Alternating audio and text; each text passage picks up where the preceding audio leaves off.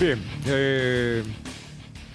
hace un par de días venía manejando y escuchando radio.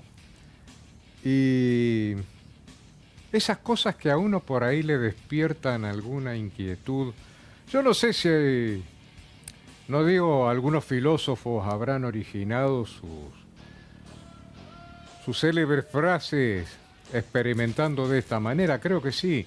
No digo manejando. No lo veo a Sócrates escuchando la mañana magazine por radio, ¿no? En su carro, pero bueno. Pero chiste malo aparte, venía escuchando justamente un noticiero en una FM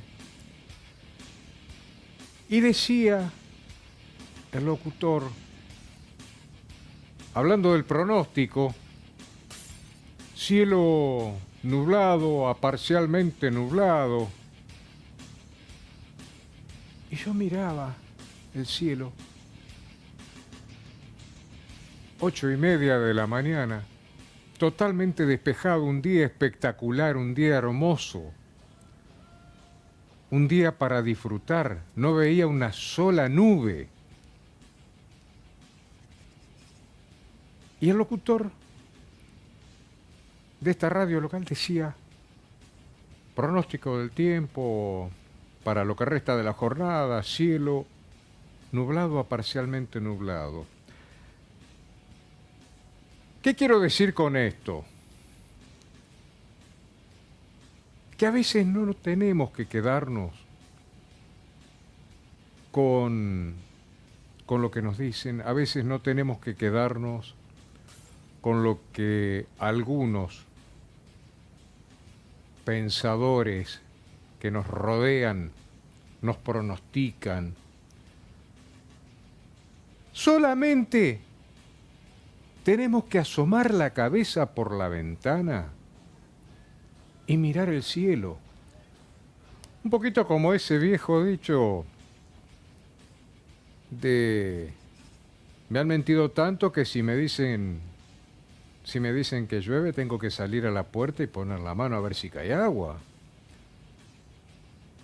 Pero esto lo unía a cosas que nos están pasando, gente, y que van a entender en un ratito, porque voy a volver con esta anécdota en un ratito.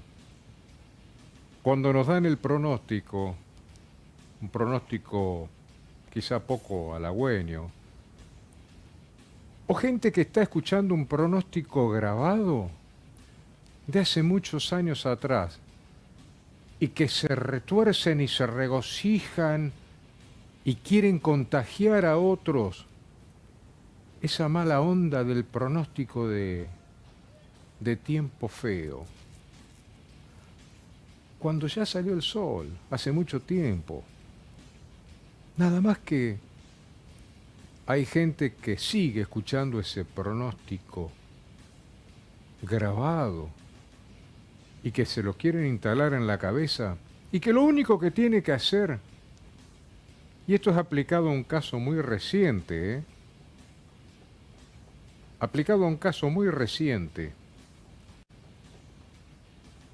lo único que tienen que hacer es asomar la cabeza y ver que el sol está ahí, que ya salió el sol, que hay muchas cosas o nubes que nos pueden entristecer el día.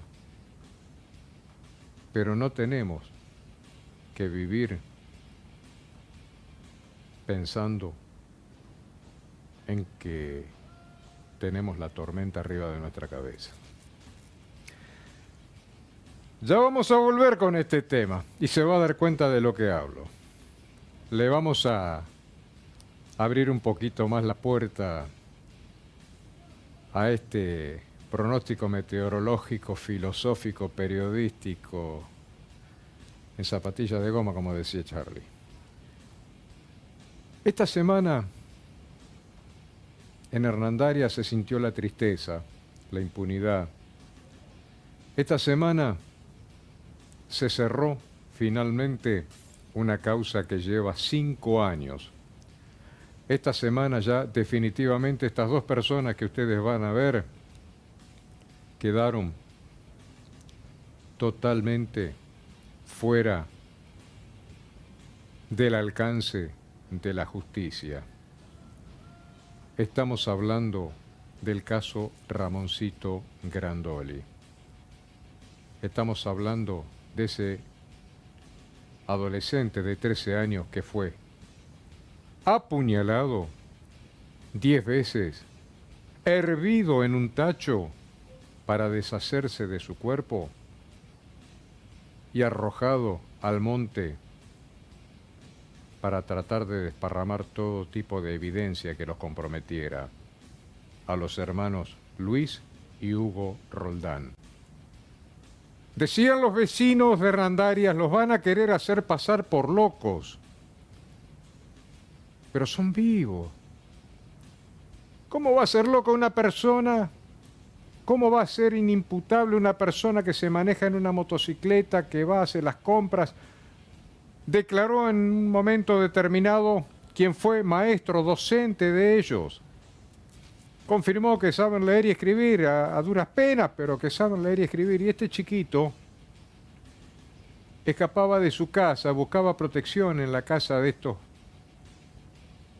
hermanos Roldán. Y uno de ellos le hacía fabricar escobas.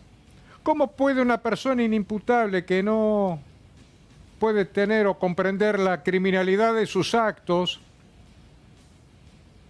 puede enseñarle a otra persona cómo hacer escoba para explotarlo laboralmente? ¿Qué pasó? ¿Hubo un intento de abuso ahí? ¿Se quiso tapar algo? Ramoncito escapaba de un peligro que pensó que nunca iba a tener en la casa de los Roldán. Y en ese momento, uno de ellos lo apuñaló.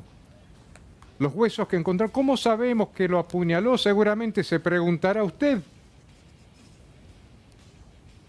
Es una técnica forense, es una técnica de la investigación, de la medicina forense, la que estableció, juntando todos los restos óseos, los huesitos que encontraron, que en algún momento se dijo, un cuerpo no se puede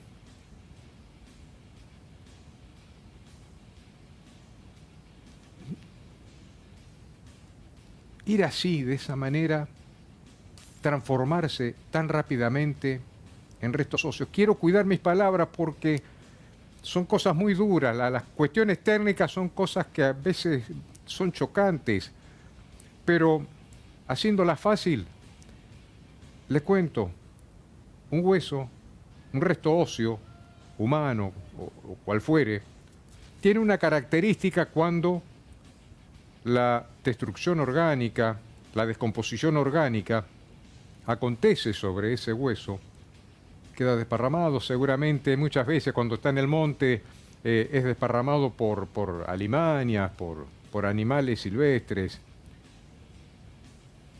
Pero en este caso los huesitos estaban muy limpios y se llegó a establecer que para hacer desaparecer el cuerpo lo hirvieron en un tacho ya muerto.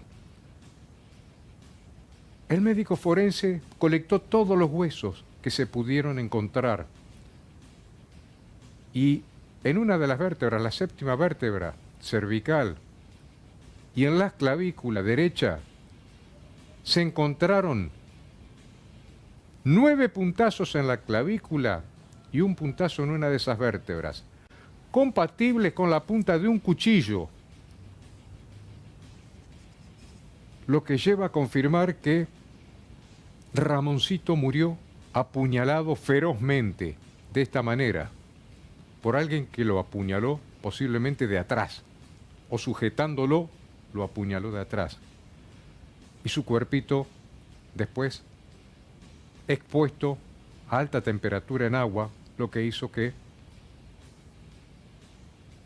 la destrucción de la carne fuera más rápida.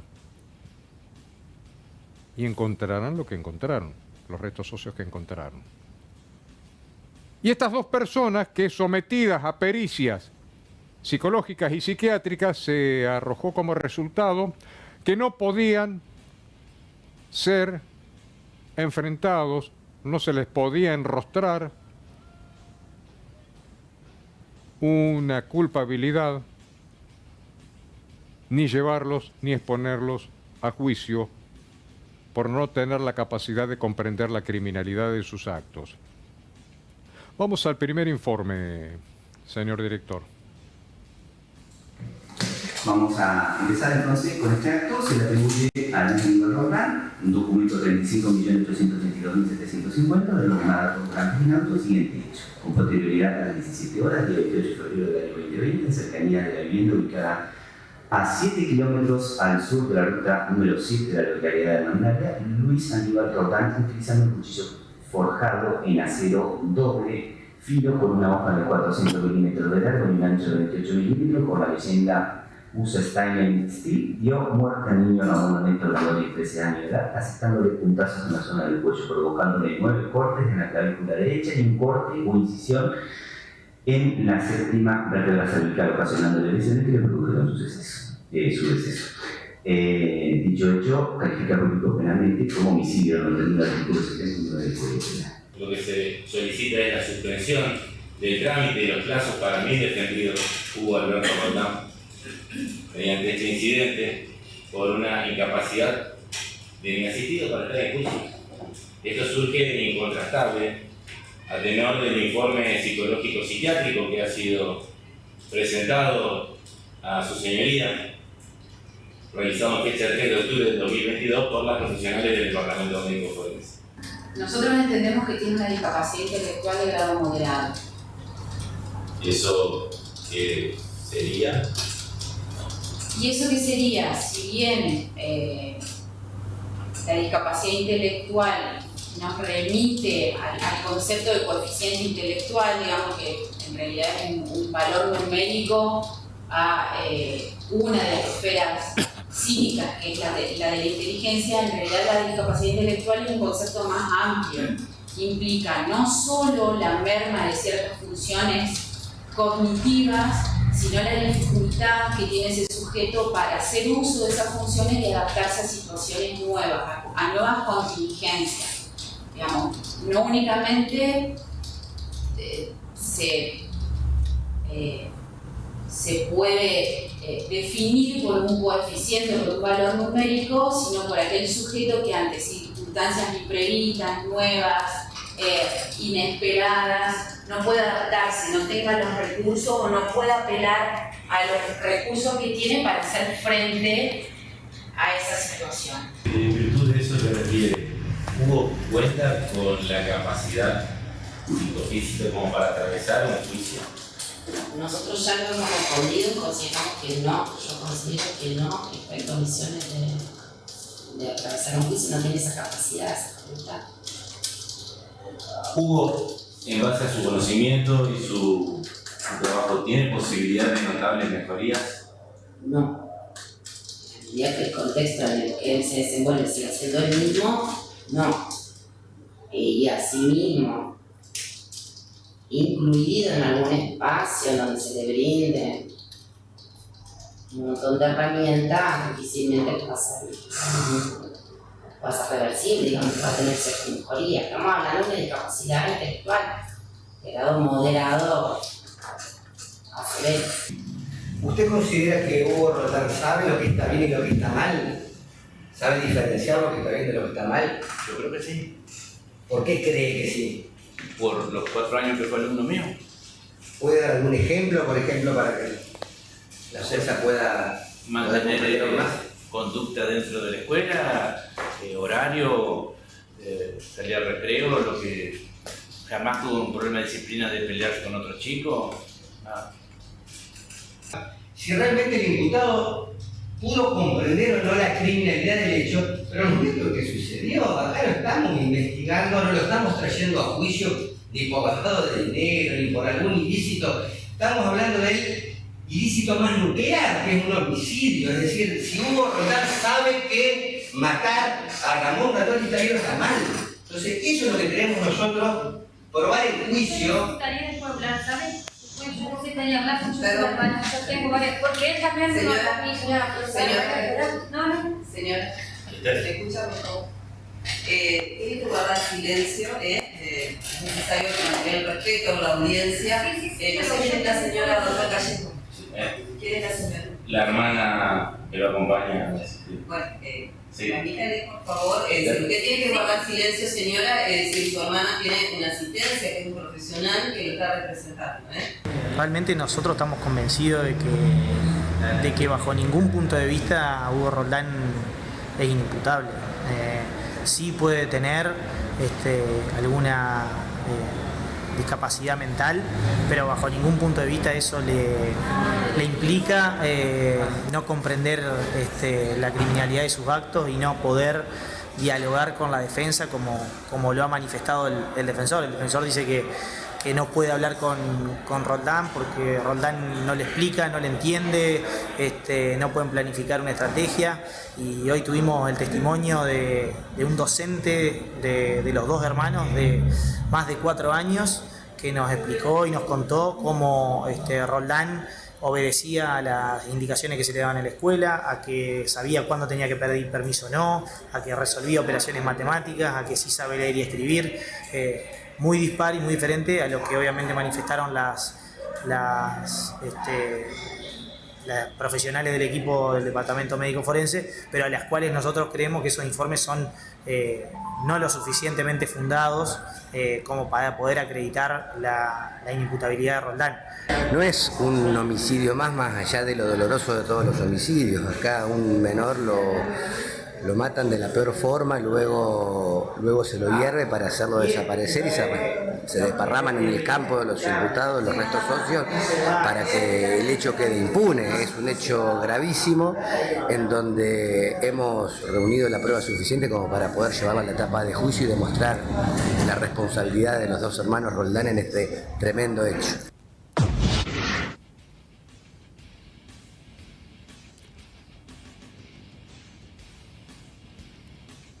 Lo cierto es que así terminó la historia, la inimputabilidad. La justicia los considera dos idiotas que no están con capacidad de enfrentar un juicio, son inimputables.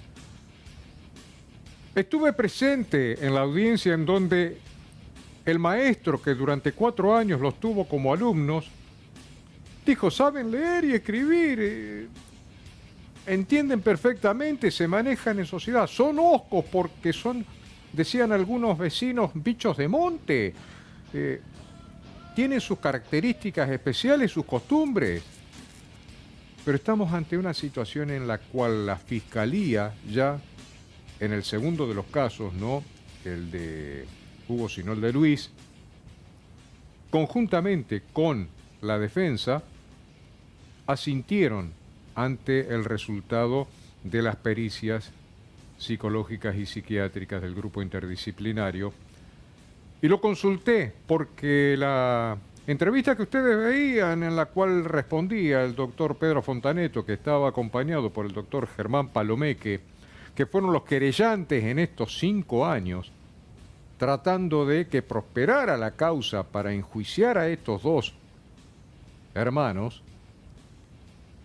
intenté hablar con él esta semana. Se excusó, me dijo: discúlpame, pero no, tengo mucha bronca, textual, lo tengo aquí. Si llego a hablar me van a retirar la matrícula. Así que con eso me daba un calibre de lo que pensaba. Lo único que me queda por decir es que Hernandarias, el pueblo de Hernandarias que vivió toda esta pena, hoy llora con impotencia a Ramoncito. Brandoli fueron hallados esparcidos en un campo en Hernandarias. Todo el pueblo buscó durante 14 días al nene de 13 años que había desaparecido luego de dirigirse a la casa de unos primos para fabricar escobas. Nosotros buscamos hace 14 días o no sé cuándo, yo ya perdí hasta la cuenta, ¿viste? Pero yo quisiera encontrarlo así como sea, ¿viste? Quisiéramos encontrarlo nosotros, ¿viste? A 600 metros de la casa de Luis y Hugo Roldán, familiares de Ramoncito, la tragedia mostró su peor rostro. Son restos óseos de una persona chica, eso lo van a determinar las pericias médicas, va a ser trasladado a la morgue, se encontró el cráneo y después diversas partes del cuerpo. Es lo que quería encontrarlo, sea, como yo dije siempre. Y bueno, llegó el final este. Días después del macabro desenlace, los vecinos de Hernandarias marcharon pidiendo justicia. Los tíos de Ramoncito contaban entonces que los 3 involucrados, 2 de ellos con supuestos problemas mentales, caminaban libremente por el campo. El tercer acusado, Walter Roldán, solo tuvo 30 días de prisión domiciliaria. Pero esos atorrantes que están ahí adentro que ya no tienen nada de loco. Eso decía don Gabino. ¿Sabe lo que tienen? Que son ignorantes, tímidos, porque son medio tipo bicho del campo, que donde ven gente se asustan. Eso es lo que tienen. Y yo espero que se haga justicia y que no quede libre porque se hace pasar por loco. Ojalá que se haga justicia. Los acusados del crimen de Ramoncito siguen en libertad. Yo por ahí salía, tenía negocio. Él se daba vuelta y preguntaba por mí. Yo salía, entonces me decía, tía, me daba un beso y él feliz. Salía. Era él, la misma foto que ustedes ven es él. Su sonrisa y su niñez. De Ramoncito, sus seres queridos recuerdan el resplandor de la sonrisa de un niño que su pueblo no olvida.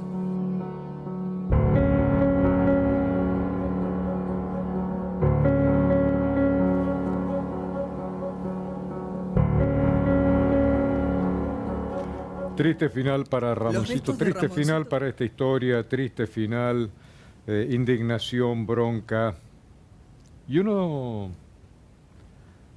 cuando está frente a una cámara y cuando ejerce el periodismo, piensa, tengo que ser respetuoso de la ley, de la justicia, pero también se pregunta, como ser humano, ¿se hizo justicia? Estas 2 personas están en libertad. Se negó también la posibilidad de que sean compulsivamente llevados a un centro de alojamiento para enfermos psiquiátricos. Explicó el juez Eduardo Rull, mal podría encerrarlos si no los pudimos juzgar y tener elementos fehacientes para decir que eran culpables o que son culpables. Es un poquito complicado, pero lo cierto es que, en síntesis, los hermanos Roldán siguen en Hernandarias y Ramoncito ya hace 5 años dejó de existir. La bienvenida para Héctor de El Tanque, Pirotecnia El Tanque, que otra vez está con códigos, nuevamente, cada fin de año, Héctor está estacionando el tanque en códigos. En El Tanque Fuegos Artificiales, festeja seguro. Encontrá la mayor variedad en artículos pirotécnicos. Te esperamos en Avenida Ramírez 4855, Paraná. Está lloviendo y las filtraciones, las goteras, los problemas de humedad se ponen en evidencia y es cuando pensás, tengo que ir a buscar algo para que esto no me siga afectando el interior de la casa. ¿Y a dónde pensás ir? Yo te recomiendo Corralón Rondó. ¿Por qué? Por 2 razones. Por la calidad del material que te van a vender. Y porque si nombrás a Códigos, si nombrás al Mauri, si nombrás que vas de parte de códigos, te van a hacer un descuento, un interesante descuento. Fíjate. ¿Querés la solución para tus goteras? En Corralón Rondó vas a encontrar una amplia variedad de productos para esas filtraciones. Membrana asfáltica de aluminio flexible de 4 milímetros. Membrana poliuretánica y fibrada en sus versiones de 4 y 20 kilos. Membrana microgoma a base de neumáticos reciclados. Y contamos con la membrana autoadhesiva en sus versiones de 25, 15 y 10 centímetros. Escribinos a nuestros WhatsApp o nos encontrás en Rondó 898 en el horario de 7 a 17 de lunes a viernes o sábado de 7:30 a 12:30.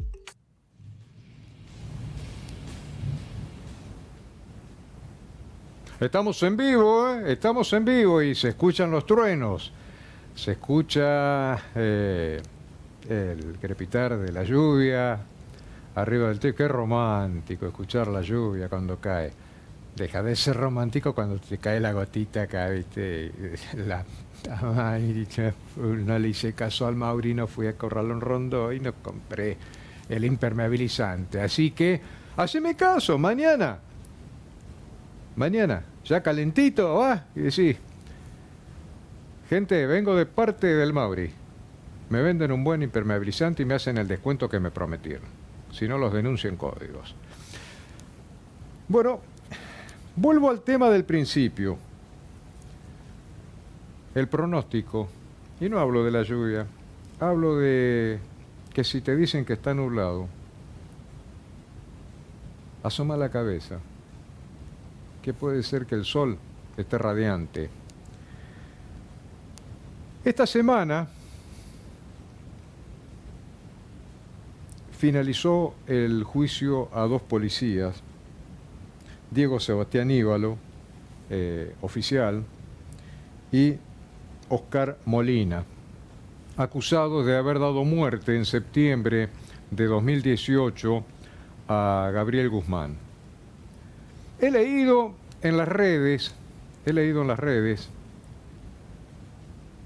que con algarabía muchos camaradas de Íbalo y de Molina aplaudían la resolución de el jurado popular que los declaró no culpables. Aplausos, vamos muchachos. Es la primera vez que voy a hablar de este tema ya con esta resolución oficial.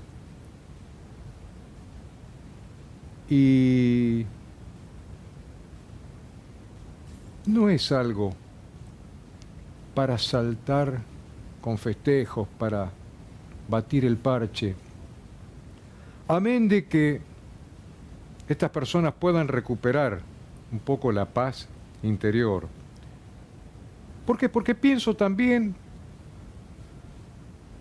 en la mamá de Gabriel Guzmán, a quien conocí también hace pocos días, la saludé. Salía ella junto a Rubito Pagliotto y a José Iparraguirre,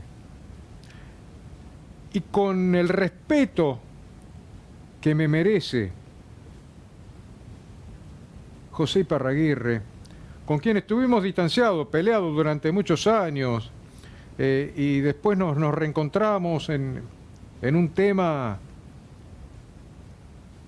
que fue el caso Gómez Basualdo y aquella posibilidad de encontrar un testigo que a mí me hace pensar en mi íntima convicción que sí, que Gómez y Basualdo fueron desaparecidos por una acción delictiva de personal policial, pero es una íntima convicción.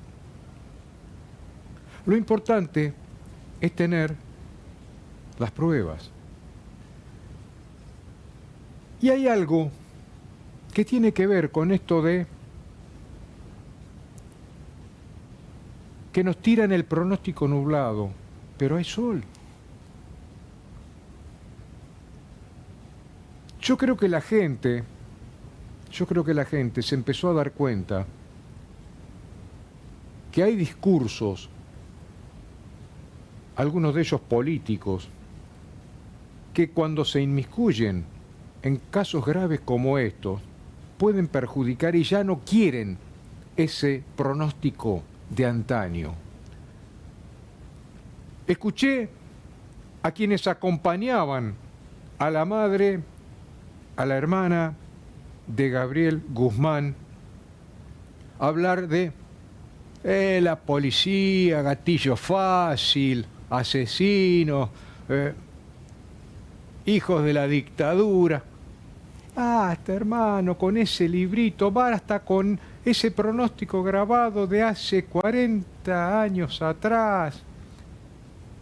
Le jugó en contra. Primero y principal, yo creo no, estoy convencido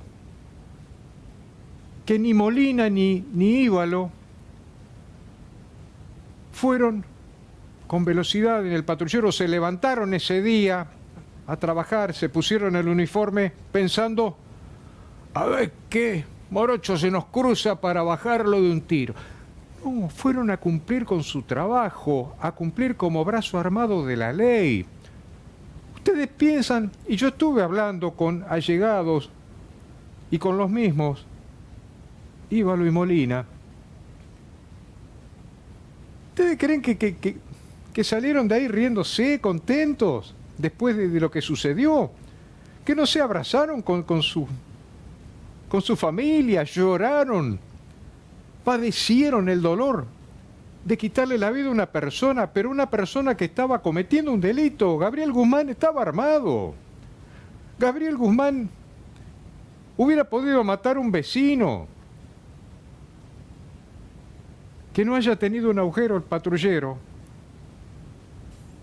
tiene que ver con que personal policial haya respondido con disparos e infortunadamente quitado la vida de Gabriel Guzmán, en un hecho que yo creo que solamente quien interviene en un tiroteo,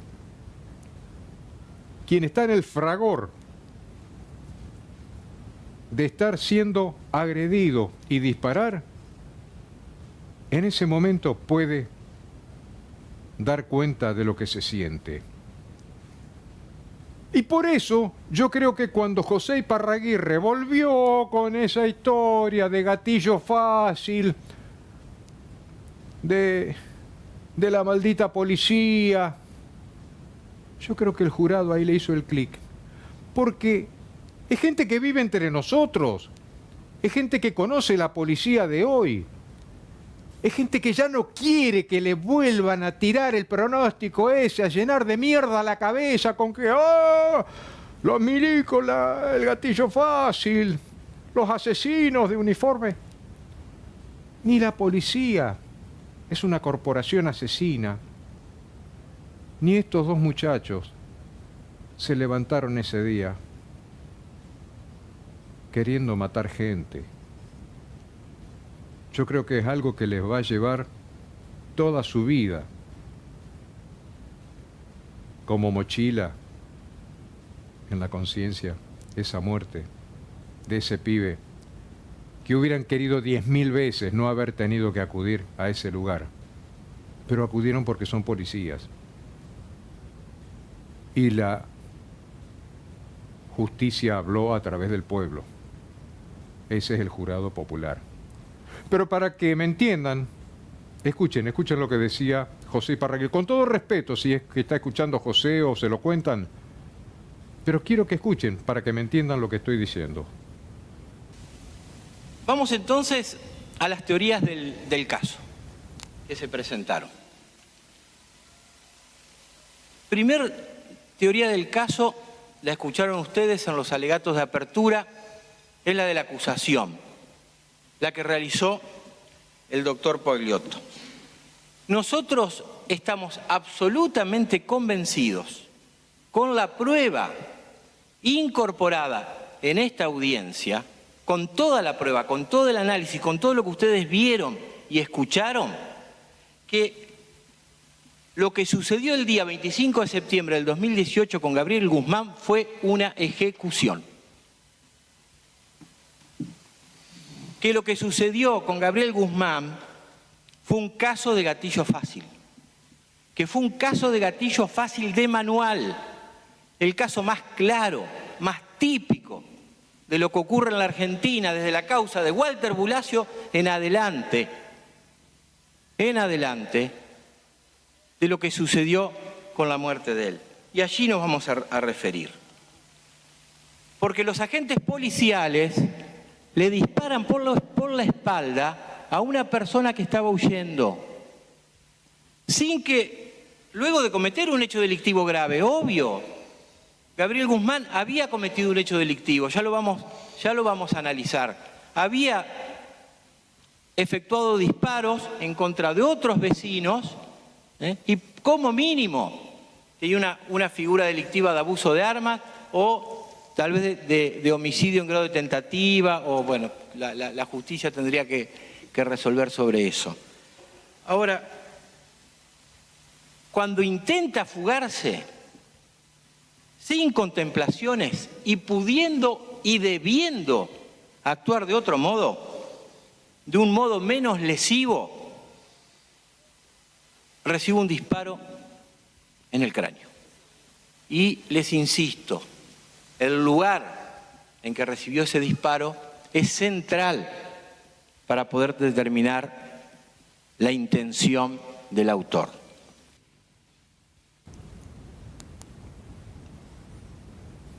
Después del corte comercial, quiero compartirles algo de lo que dijo el doctor Rubén Pagliotto, que cargó las tintas, además de todos los argumentos en relación a lo que efectuó como coquerellante, cargó, y esto es interesante de escuchar, contra el procurador, o sea, el jefe de fiscales, porque vamos a tener en cuenta que aquí la fiscalía se hizo a un lado, se apartó, no acusó, no quiso acusar a los policías, y una disposición de la jueza Sili, que después se apeló en 2 oportunidades, determinó que los querellantes podían acusar en forma autónoma, o sea, sin necesidad de fiscal podían llevar a juicio a Íbalo y a Molina.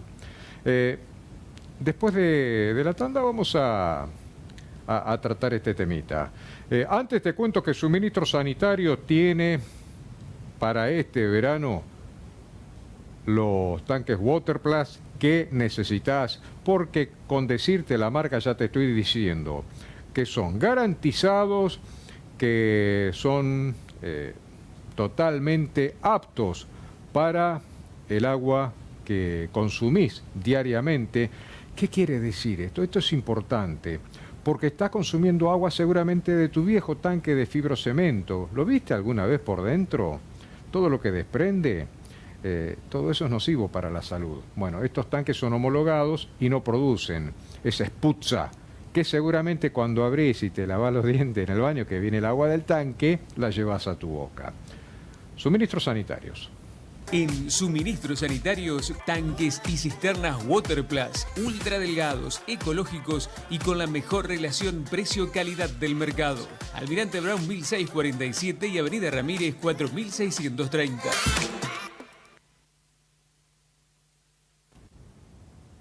Días como hoy te hacen pensar también en que necesitas tu centrifugadora, tu lavarropas, andando a pleno, porque estos días de lluvia hacen que vuelvas con ropa mojada, que te ensucies más, que todas esas cosas que la señora de la casa sabe. ¿Y dónde está la mano derecha de la señora?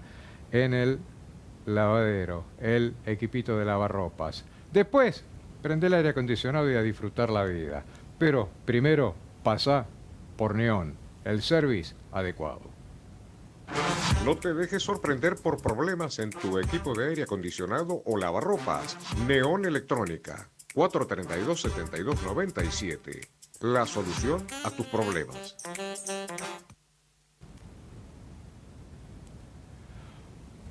Dos últimas. Una, para las fiestas, Villaguay 777. Pirotecnia Villaguay 777. Pancho Saavedra te lo garantiza. Fuegos Artificiales Villaguay 777. Calidad, seguridad, rápida atención, apta para todo público. Estamos en calle Villaguay 777. Mi tocayo Mauricio va a tener que ponerse las pilas porque me tiene que guardar lo que le encargo. Y cuando hay tanta clientela a veces se hace difícil. Así que Andrés, por favor, vamos a poner un poquito en caja las cosas. Frutas Vago está a la orden del día. Frutas Vago está en los puestos 1 y 2 del mercado El Charrúa. Frutas Vagos tiene calidad y precios de excelencia. ¿Dónde? En el mercado El Charrúa. Allí vas a encontrar lo que necesitas por mayoreo en Frutas Vago.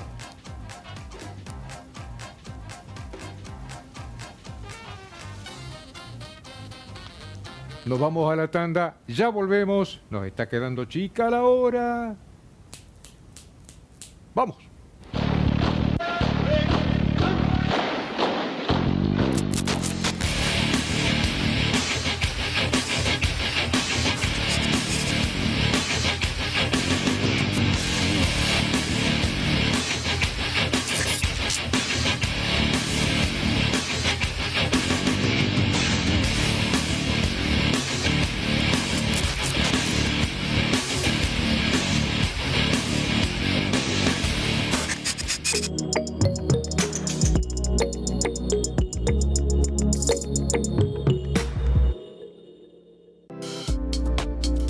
Metalúrgica Cabaña, Avenida Samni 2585. Somos fabricantes de extractores eólicos, cortes plegados, cilindrados, cenepas, canaletas, cumbreras y babetas.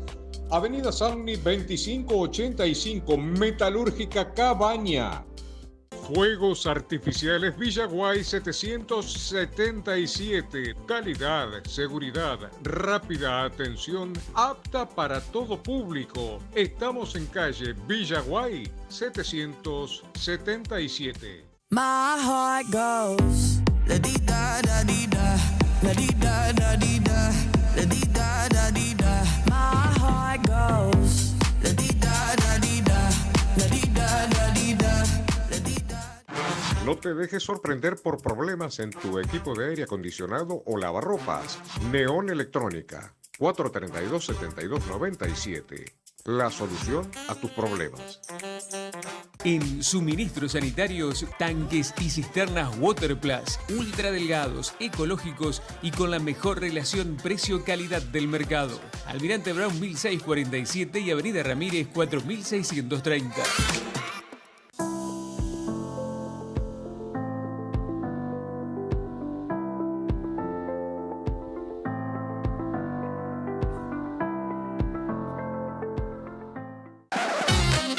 Frutas Vago, solo lo mejor, calidad y precios. Frutas Vago, puestos 1 y 2, Mercado Concentrador El Charrúa.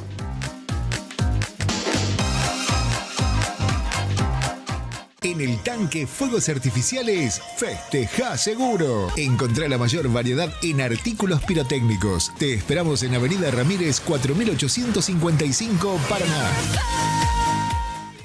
¡Ey! Lo punto merezco. ¿Cómo estás? ¿Cómo va? Bueno, Bien, haciéndole bien, honor a tu nombre, veo. Y con estos beneficios del Banco Entre ¿Qué te Ríos. compraste? Disfruta de los mejores beneficios con tu tarjeta de crédito Visa Banco Entre Ríos y aprovecha 3 cuotas sin interés todos los lunes en Mercado Libre.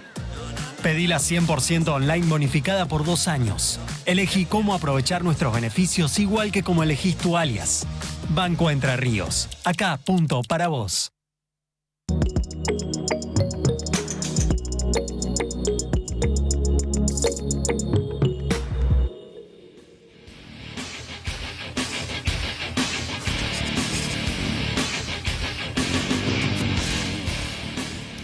¿Querés conocer gente de fierro? Andá a Metalúrgica Cabaña. ¿Dónde? En Avenida Sarni, donde está el acceso a la ciudad por el sector de ruta que viene desde la 11, pasás por Oro Verde. ¿Por qué digo esto? Porque hay mucha gente del interior que está preguntando ¿dónde queda? ¿Cómo hago para llegar? Y los ha hablado por teléfono. Tenés el teléfono, anotalo. Fabricantes de extractores eólicos, cenefas, canaletas, lo que pidas, pedíselo a esta señora o a esta señora que son tan simpáticas. Mirá cómo se lleva, ya contento este señor, parece un sombrero de cocinero, pero no, es un extractor eólico. ¿Sabe cómo te saca de problemas eso? En Avenida Sarni 2585, facilísimo de recordar, 2585, Metalúrgica Cabaña. Bueno, un saludo a toda la familia que nos mira los jueves, No, pierden pisada. Buenas noches, Mauricio. ¿Podría comentar algo sobre las chicas apuñaladas por Débora Cardoso por una gallina en Croacia Sur, zona Bajada Grande? Supuestamente Montrul. El doctor Juan Francisco Ramírez Montrul, me estás hablando del fiscal. Le dio la libertad el mismo día. Fue al otro día que, sí, la dejaron en libertad, pero con una domiciliaria y con recomendación de no acercarse a las víctimas. No tiene que ser así. Estas chicas apuñaladas no se meten con nadie. Podés arrimarte al barrio y preguntar cómo son estas pibas. Dice este mensaje. ¿Quién me manda este mensaje? Juan Carlos Ibarra.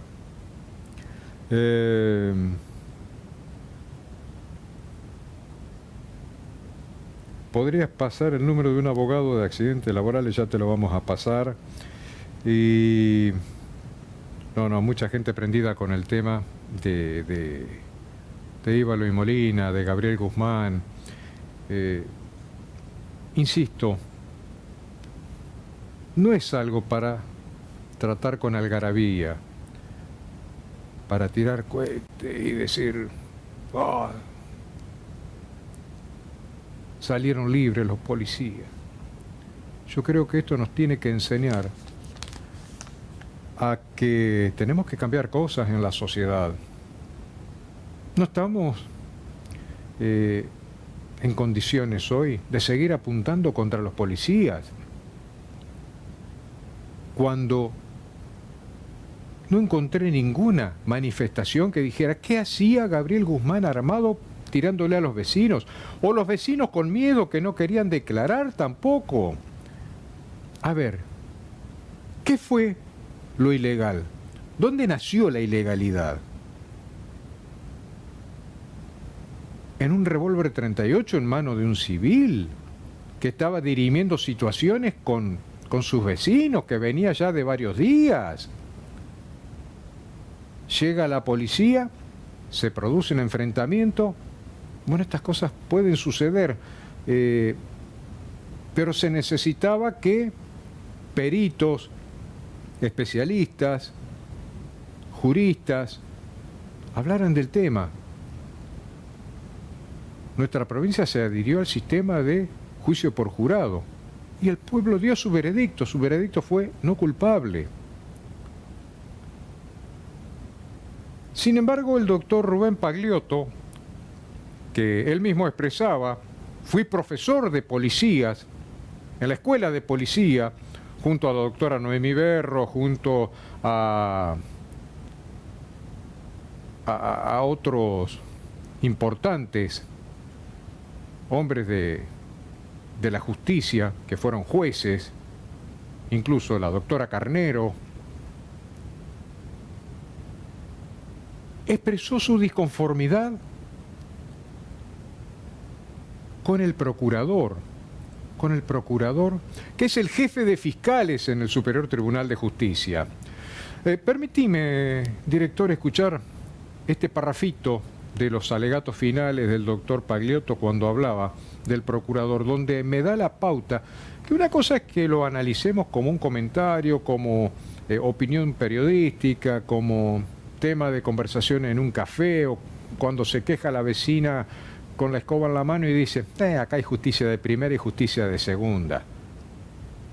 pero que lo diga alguien del calibre del doctor Pagliotto, que siempre se ha caracterizado por su equilibrio al hacer expresiones,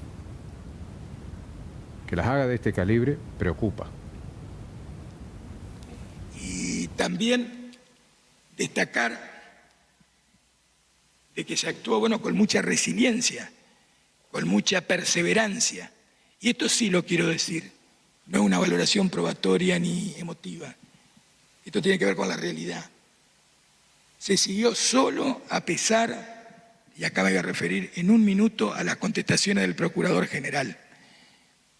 Ya lo dijo Iparraguirre, pero lo quiero decir porque tiene otra perspectiva lo mío. Dejaron sola a una familia.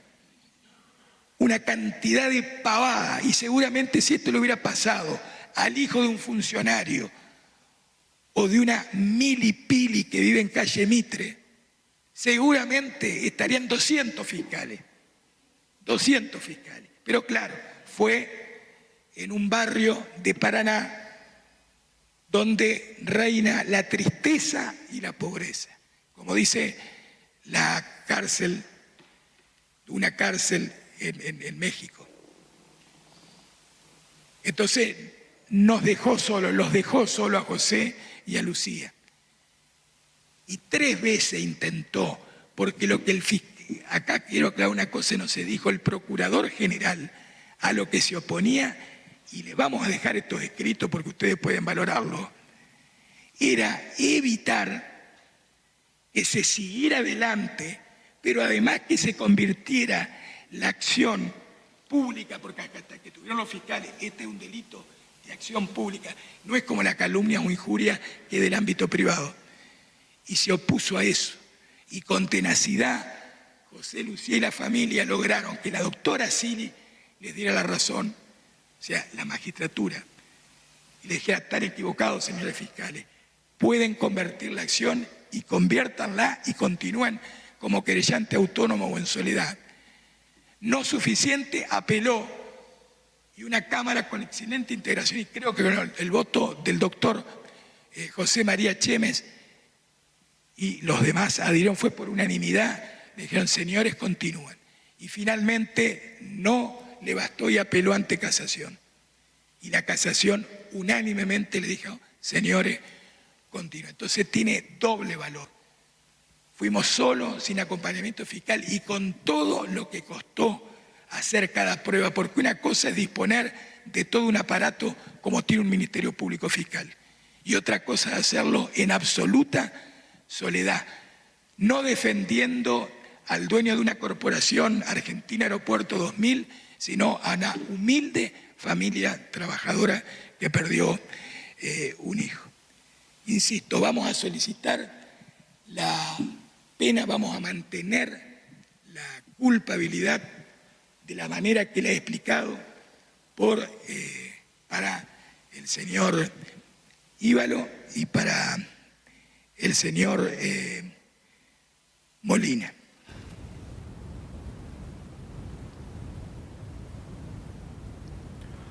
Por esos temas que están escuchando, uno tiene que tener una postura ecuánime, tranquila, comprensiva. Porque murió un pibe que tenía tiempo para recapacitar en su vida, pero tenemos una sociedad que se acostumbró a vivir en algunos barrios, como decía Pagliotto, algunos barrios olvidados, no en esos barrios donde vive Milio Pili, según la caracterización que hizo Pagliotto, en calle Mitre, una Mili, una Pili, que si hubiera sido una de estas pibas con estos nombres, la persona fallecida o víctima, el jefe de los fiscales, entiendo que está hablando del procurador, el doctor Jorge García, jefe de todos los fiscales, hubiera encomendado hasta las últimas consecuencias para condenar a quien mató a alguna de estas chiquilias. Sin embargo, era un pibe de barrio Pero no nos olvidemos, tenía un arma en la mano.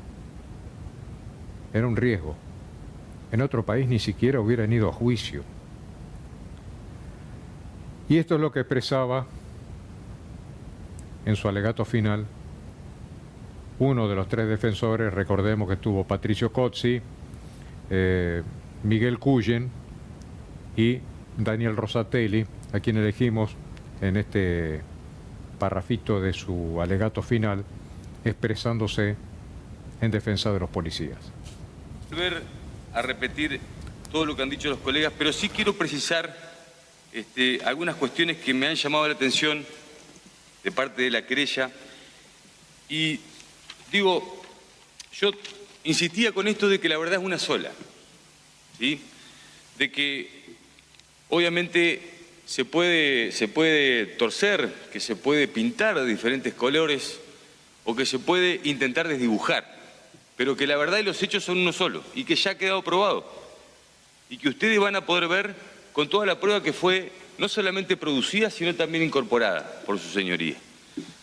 Pero quiero mostrarles, o quiero comentarle algunas de las incongruencias o inconsistencias que yo entiendo que tiene que ver con una especie de manipulación de esa evidencia para tratar de confundirlo. Porque yo creo que se lo ha confundido a ustedes. Yo entiendo que se lo ha confundido. Y en ese trajín de confusión se ha omitido porque se ha querido colocar a estos dos funcionarios policiales como que si ellos tuviesen o tuvieron la oportunidad de representarse la idea de esperar a los otros móviles, de ubicar a 5 o 6 móviles. Cuando hablamos de milésimas de segundo, que yo se lo dije el primer día, hablábamos de milésimas de segundo, y lo dijo el doctor Paliotto, milésimas de segundo, y lo dijo el doctor Cuyen. En esa milésima de segundo, los policías claramente, y ustedes también lo han podido escuchar en los audios del 911, la desesperación con la que estos dos policías modulaban a la operadora del 911 pidiendo no solamente auxilio porque estaban siendo recibidos con disparos de arma de fuego, sino también concomitante a eso, con posterior al hecho, ya con el deceso de Gabriel Guzmán. Pero por ahí el colega quería confundirlos a ustedes instalando esta suerte de idea de que tenían que haber esperado otros 14 segundos más, que llegue otro móvil. Señores, ubiquémonos como yo se los pedí el primer día, en el momento, en el lugar del hecho, cuando te reciben a balazo, como lo dijo el doctor Cuyen. Digo, ¿qué actitud íbamos a esperar de estos policías? ¿Qué le íbamos a pedir que hagan? Si no era otra cosa que defenderse. Porque lo que estaba en peligro era su vida y la de los vecinos. Porque aquí lo que no se cuenta, y lo que no se dice, porque dice, mire qué casualidad que el móvil policial no tiene ningún disparo. Qué casualidad que el móvil policial no tiene ningún disparo. Y el licenciado Geuna, que ha recibido capacitación a nivel internacional, ha sido muy conteste cuando uno le preguntó sobre cuál era la posibilidad que uno tiene de apuntar, de medir en esa milésima de segundo, en un enfrentamiento.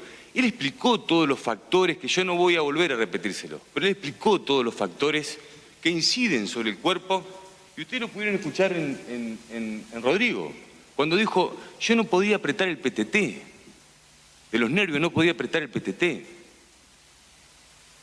Entonces digo, no existía otra posibilidad, y por eso insisto en que la verdad, señores, está aquí, está firme, está sólida y que no puede ser disfrazada, que no puede ser manipulada. Me voy a referir a otra de las cuestiones que también ha hecho hincapié, y la verdad no es ánimo de contestarle a la querella, pero sí aclararles a ustedes, porque se los coloca en esta difícil situación, como lo han explicado los colegas, de que ustedes, una vez que nosotros terminemos de alegar, que yo soy el último y prometo ser realmente muy breve, de que ustedes tengan que decidir quién fue el que le provocó la muerte a Gabriel Guzmán. Fíjense lo ilógico, fíjense la locura en la que estamos paradas. Que ustedes sean los que tengan que decidir. Y el proceso, como lo ha explicado, es al revés. La acusación es quien tiene que demostrar quién ha acusado. Y nosotros, en nuestro rol de defensores, tenemos que decir, señores, mire, ¿Disparó o no disparó? Y si disparó, alguna de las causales de justificación que explicó el doctor Cuyen. Pero fíjense la difícil tarea que tienen ustedes, o la imposible tarea que tienen ustedes. Y ahora le voy a decir por qué es imposible. El doctor Pagliuto se refirió en reiteradas oportunidades, hizo toda una alegación, una fundamentación sobre los cartuchos que tenía Gabriel Guzmán y refirió a que tenía 6 en el revólver y 6 en el bolsillo.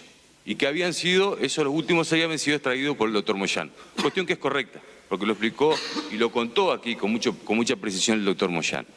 Ahora bien, lo que el doctor Pagliuto no cuenta es que es realmente a ciencia cierta, nosotros no tenemos una sola pericia, una sola prueba que realmente demuestre qué cantidad de cartuchos tenía Gabriel Guzmán. Eso fue lo que se secuestró. Pero ¿y si tenía 30 cartuchos? ¿Y si tenía 20 cartuchos? ¿Y si tenía 25 cartuchos? Eso fue lo que se secuestró. De eso no hay duda, eso no está en duda. Entonces, pero quiero aclararles esto, porque lo lleva a usted a la confusión, a tener que esforzarse en pensar, decir, bueno, no, pero tenía tantos cartuchos. No. Eso es lo que se secuestró. Acá no se preguntó, ni tampoco se investigó, ni tampoco se probó realmente cuántos cartuchos tenía Gabriel Guzmán. Lo que sí quedó probado,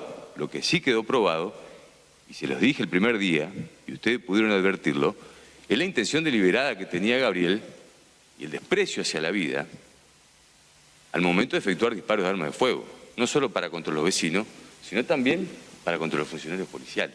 Eso sí quedó demostrado. Van entendiendo, gente, van entendiendo que no se trata de una animosidad de querer ensuciar ya a quien está muerto, a Gabriel Guzmán. Cometió un error. Lo que se juzgaba aquí es si Molina e Íbalo habían cometido errores también. Cuando decía Daniel Rosatelli que uno de los policías decía no podía apretar el PTT, para que los que no estén en conocimiento, no conozcan la jerga, no conozcan los nombres técnicos, PTT es la tecla del micrófono del equipo de comunicaciones de la policía. Los nervios les llevaban a no poder mover la mano. Era una cuestión de segundos, de estar disparando. La hipótesis de la querella, ¿por qué no esperaron que vinieran refuerzos? Se escondieron atrás del patrullero. Pero ¿qué pasaba si Gabriel Guzmán, enojado con el otro vecino porque había un problema de pollera de por medio, salía con el arma y lo mataba? Le iban a decir a los policías, ¿y ustedes qué hicieron? Los mismos vecinos le iban a decir, ¿y ustedes qué hicieron? Estaban ahí. ¿No evitaron esa muerte? Gabriel Guzmán no estaba festejando con el arma. Llevaba un arma de peligroso calibre y munición de reserva. Y no es intención, insisto, llevar más dolor a la madre de Gabriel Guzmán. Sabemos que como familiares van a sentirse incómodos, buscaron siempre proteger esta situación de su muerte como un injusto. El jurado popular dijo que no hubo injusticia, que hubo una buena acción. Y vuelvo al principio, el pronóstico del tiempo. Los vi rodeados a los familiares de Guzmán por gente del movimiento socialista, el movimiento comunista. La vi hablando a Nadia Burgos. Yo no tengo por qué darle prensa, no comparto ni comulgo su ideología, pero constantemente el pronóstico del tiempo negro. La policía represora, la policía asesina, la policía ejecutora, el gatillo fácil. Ustedes se dieron cuenta que el jurado popular, como lo dice la palabra, está compuesto por populares, por gente del populis, del pueblo. Gente del pueblo.